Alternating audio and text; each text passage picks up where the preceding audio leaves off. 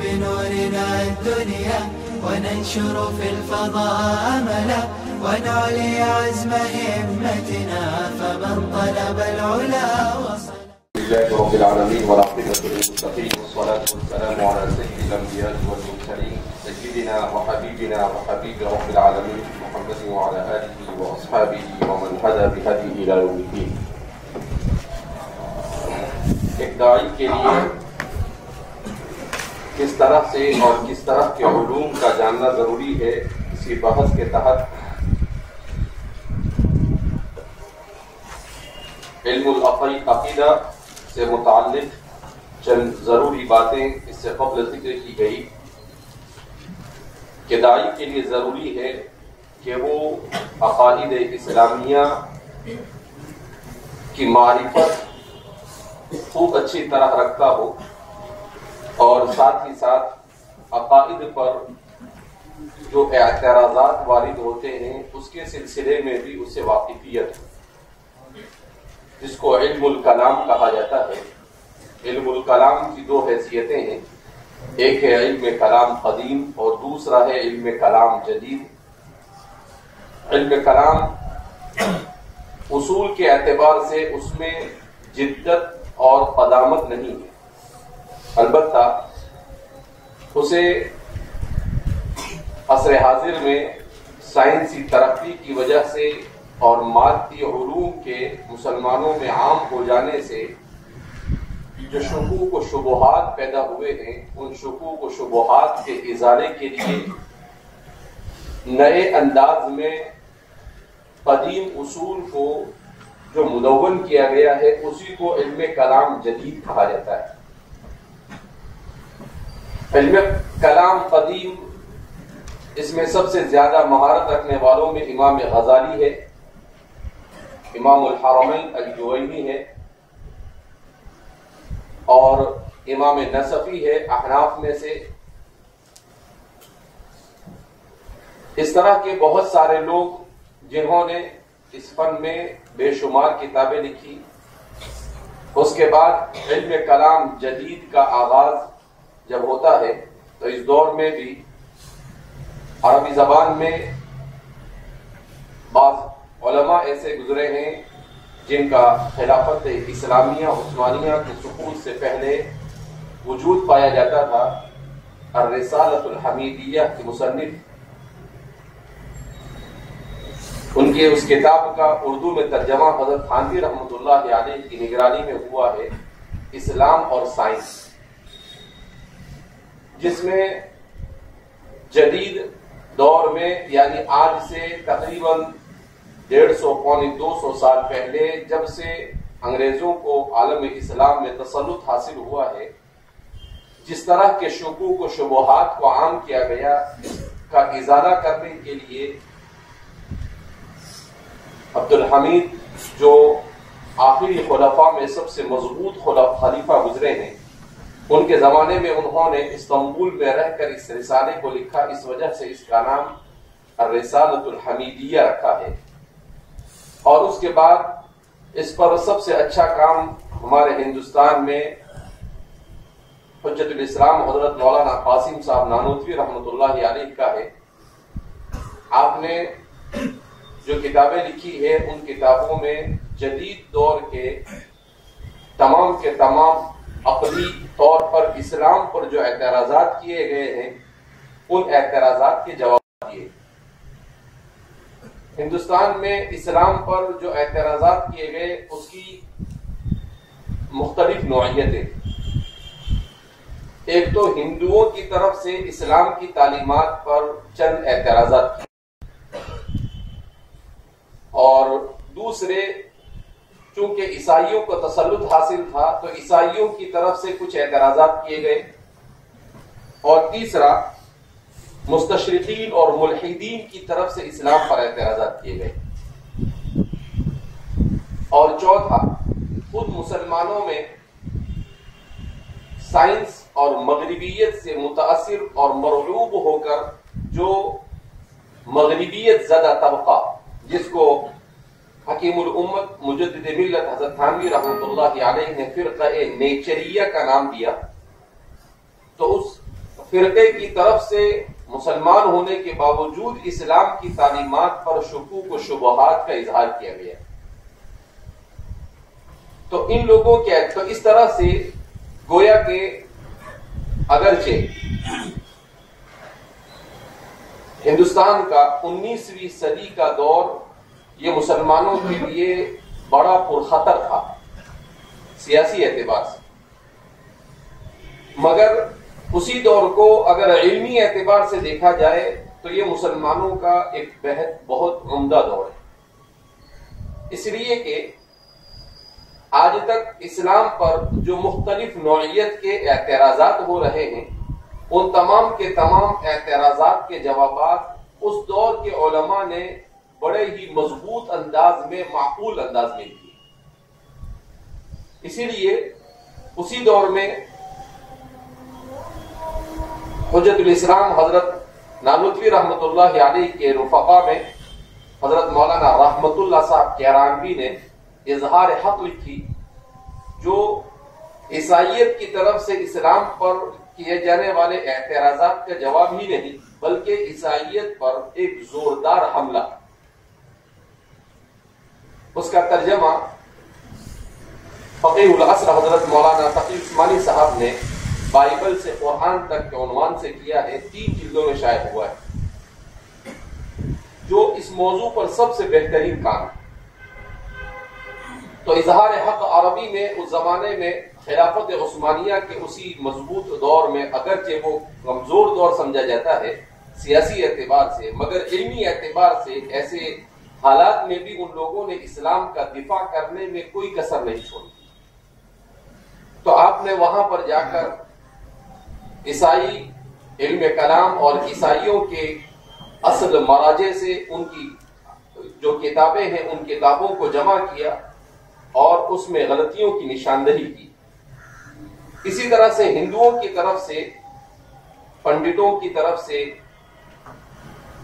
اور مختلف ہندو مذاہب کے پیشواؤں کی طرف سے اسلام پر جو اعتراضات کیے گئے ان اعتراضات کا جواب حجت الاسلام حضرت مولانا قاسم صاحب نانوتوی نور اللہ مرقدہ نے دیا.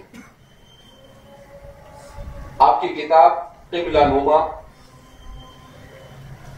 ان کتابوں میں سے ہے کہ پوری کتاب میں آپ کو قرآن اور حدیث نہیں ملے گا بلکہ اسلام کے عقائد کو آپ نے اس کتاب میں صرف عقلی انداز میں ثابت کیا ہے کہ عقل متقاضی ہے کہ ایسا ہی ہونا چاہیے.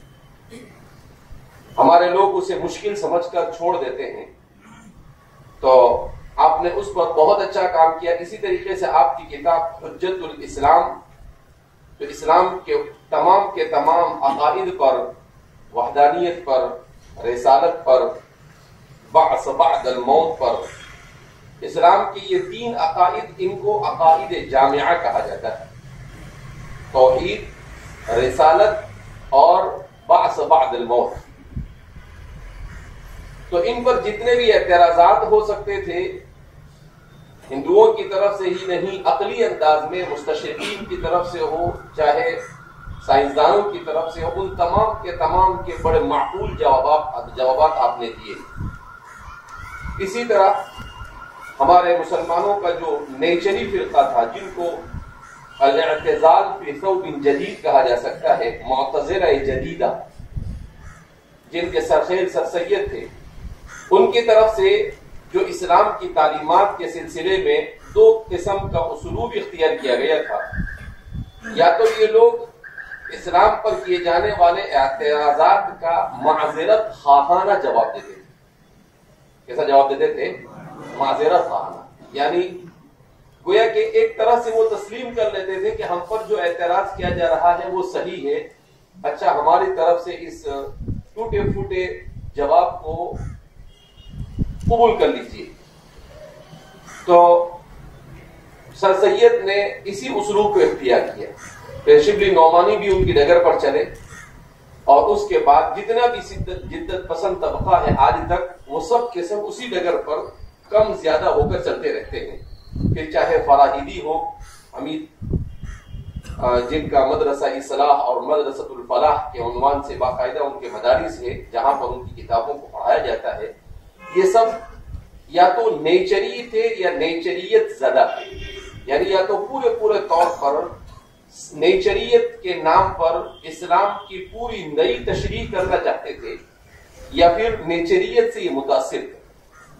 اس کے بعد مودودی صاحب، اسی طریقے سے اصلاحی صاحب جنہوں نے تدبر قرآن لکھی ہے کئی جلدوں میں، اور پھر اس کے بعد اور بھی بہت سارے لوگ ان کی ڈگر پر چلے۔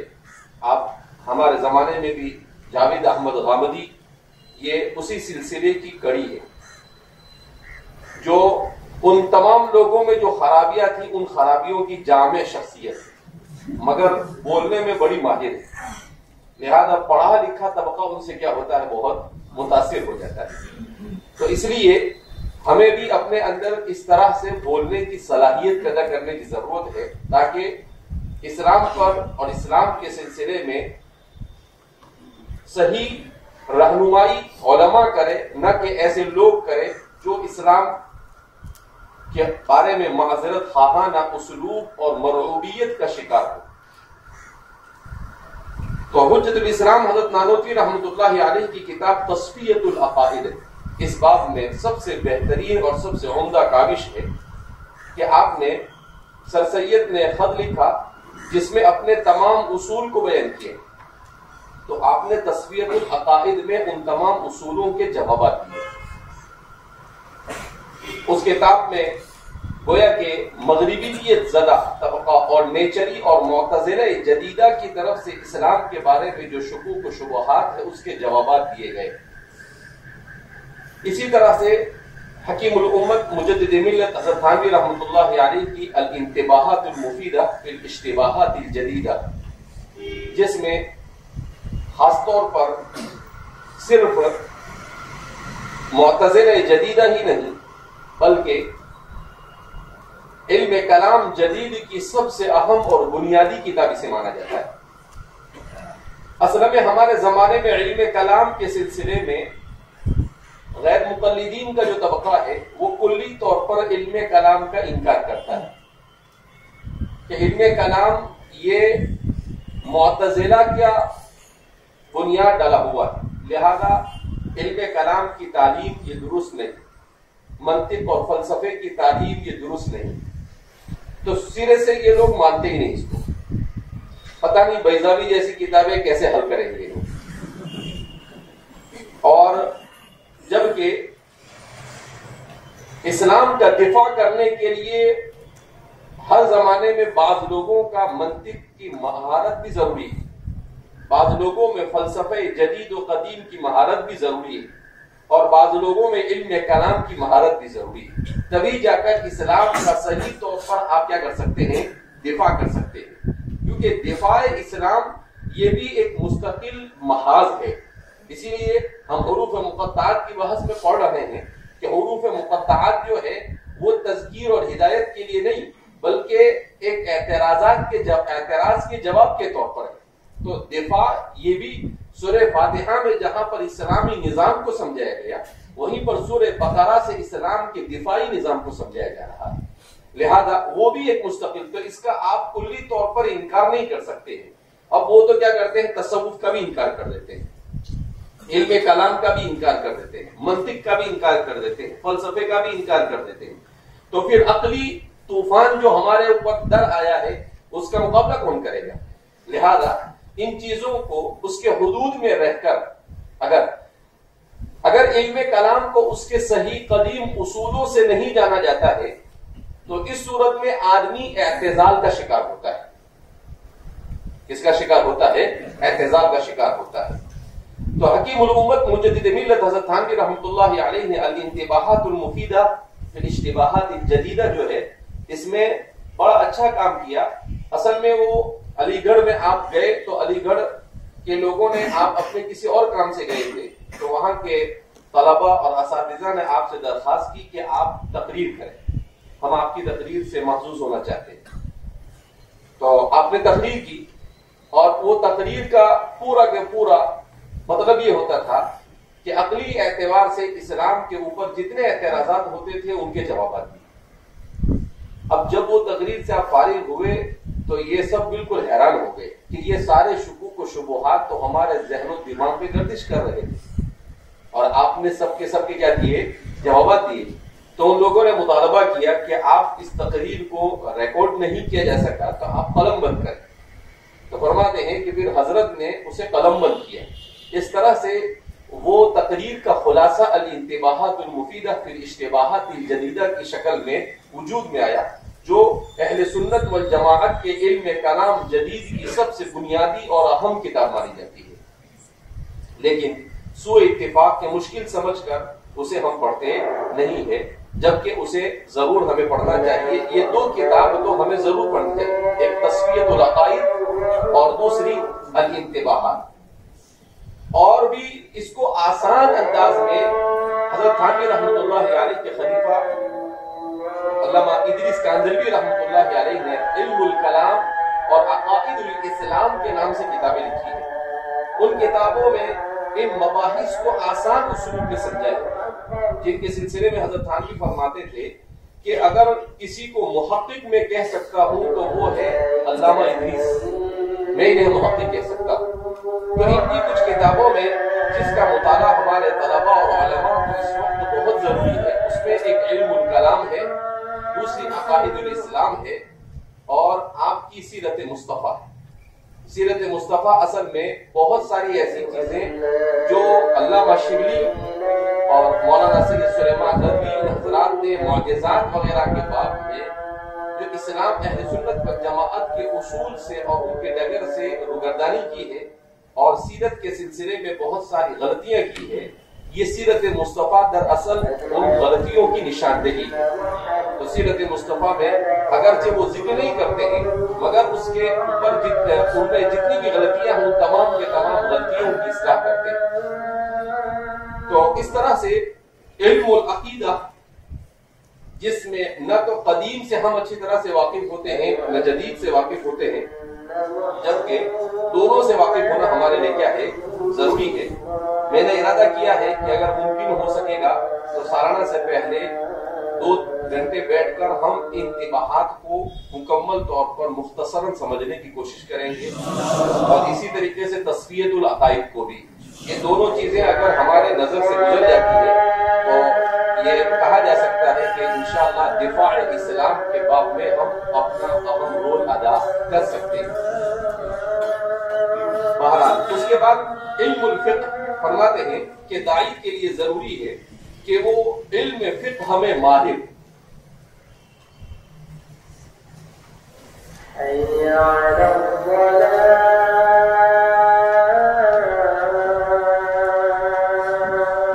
اس لیے کہ علم فقہ یہ اسلام کی عملی صورت کو واضح کرتا ہے۔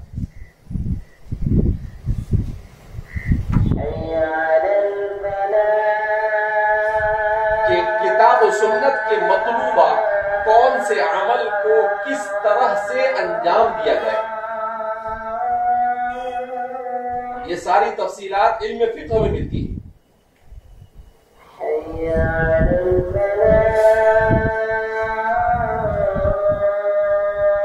اسی لیے اصول الدعوہ وطرقها کے مؤلف نے لکھا ہے وعلم الفقہ من الزم ما يحتاج الیہ الدعاة وهو جوہر دعوتهم وصلب رسالتهم لا غنى لهم عن التفقه فيه والوقوف على احکامه۔ کہا کہ انتہائی بنیادی علم ہے، اس کے بغیر تو آپ اسلام پر عمل ہی نہیں کر سکتے۔ لہذا داعی کے لیے علم فقہ میں گہری مہارت از حد ضروری ہے۔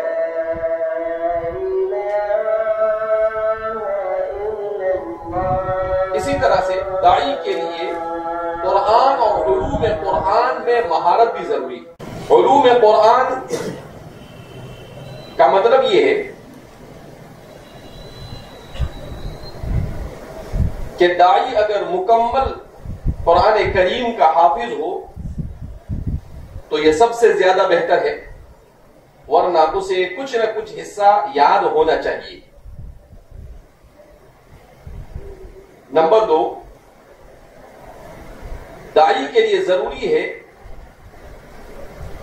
کہ بنیادی علم تجوید سے واقف ہو تاکہ قرآن کریم کی صحیح معنی میں تلاوت کر سکے۔ ہمارے زمانے میں بہت سارے ایسے داعی پائے جاتے ہیں جو داعی ہے مگر قرآن ہی صحیح پڑھنا نہیں جانتے۔ ارے بھائی، آپ قرآن کی طرف دعوت دے رہے ہیں، اگر آپ قرآن ہی صحیح نہیں پڑھ سکتے ہیں تو کیا مطلب ہوتا ہے اس کا؟ لہذا قرآن کریم کے تجوید سے واقفیت بھی ضروری ہے، اسی طرح سے علم تفسیر سے واقفیت بھی ضروری ہے۔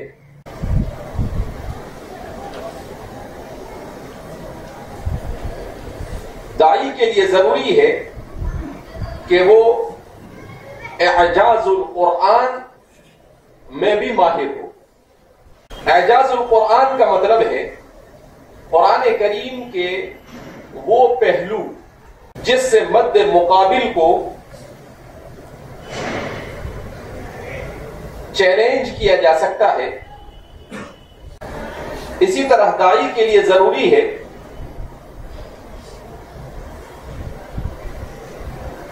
کہ وہ قرآن سے مستنبط تزکیہ و تصوف سے واقف ہو۔ داعی کے لیے یہ بھی ضروری ہے کہ قرآن میں مذکور قصص اور واقعات میں جو اسالیب دعوت مذکور ہے، قرآن میں مذکور قصص اور واقعات میں جو اسالیب دعوت مذکور ہے اس سے واقف ہو۔ اسی طرح داعی کے لیے علوم سنت سے واقفیت بھی ضروری ہے، اس لیے کہ اسلام کے مکمل سمجھنے کے لیے قرآن کے بعد سب سے اہم ذریعہ سنت رسول صلی اللہ علیہ وسلم۔ خاص طور پر داعی کے لیے ضروری ہے کہ اس باب میں امہات الکتب اس کی نظر سے گزرے، جیسے صحاح ستہ۔ اسی طرح وہ علوم جو علم حدیث سے تعلق رکھتے ہیں، جیسے علم الجرح والتعدیل، علم الاسناد وغیرہ۔ داعی کے لیے ضروری ہے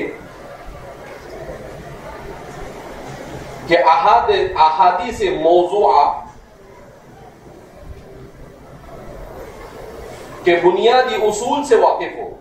داعی کے لیے یہ بھی ضروری ہے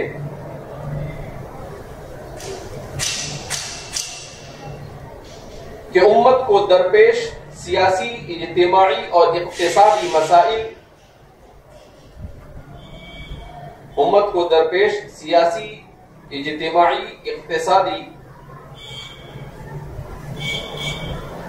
مسائل کیا کیا ہے اور کتاب و سنت میں اس کا حل کس طرح موجود ہے۔ داعی کے لیے یہ بھی ضروری ہے کہ وہ عصر حاضر کے رائج علوم کی حقیقت سے واقف ہو۔ اس کو العلوم الکونیہ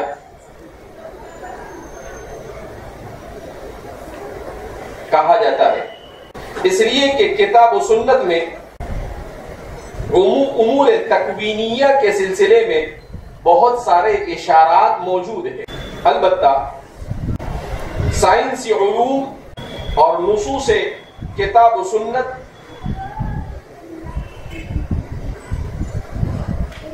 میں تطابق کے وقت چند بنیادی اصول کو پیش نظر رکھنا ضروری ہے۔